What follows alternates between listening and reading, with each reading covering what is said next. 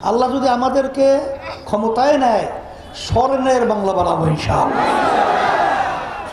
আমাদের যে দেশের টাকাগুলো বিদেশে পাচার করত, এরা বিভিন্ন সময় বলে আমরা সবুজ বাংলা বানাবো, আমরা আরও ডিজিটাল বাংলা বানাবো, কিন্তু ইসলামী আন্দোলন বাংলাদেশ আমি আপনাদের কাছে পরিষ্কার ঘোষণা করছি, সবুজ ডিজিটাল বুঝিরা আল্লাহ যদি আমাদেরকে ক্ষমতায় নেয় স্বর্ণের বাংলা বানাবো ইনশাআল্লাহ।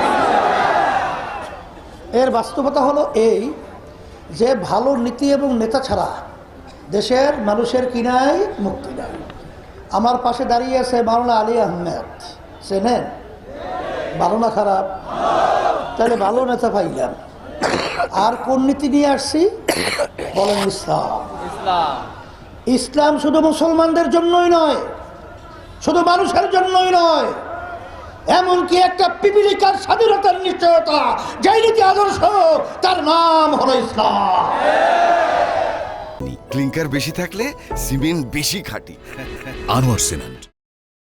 আমি ব্যাখ্যা দিয়ে বলতে চাই না, আমরা বহু নেতা দেখেছি, নীতি দেখেছি, কিন্তু বাস্তবে আমরা যা চাই তা পাই না। আর মায়ের কোল হারা করতে চান? চাঁদার মাধ্যমে আমরা দেশের ভিতর অশান্তির আগুন ধাউ ধাউ করে জ্বালাতে চান? আমাদের দেশে টাকাগুলো বিদেশে পাচার করতে চান?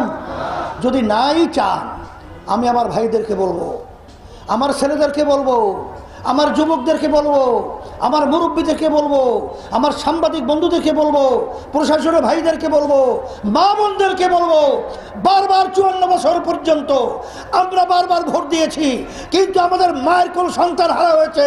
চাঁদাবাজির কারণে ব্যবসায়ী ব্যবসা করতে পারে না, টাকা বিদেশে পাচার হয়। আর এদেরকে আমরা ক্ষমতায় দেখতে চাই না, ইসলামকে ক্ষমতায় নেব, স্বর্ণের দেশ বাংলাদেশ তৈরি করব।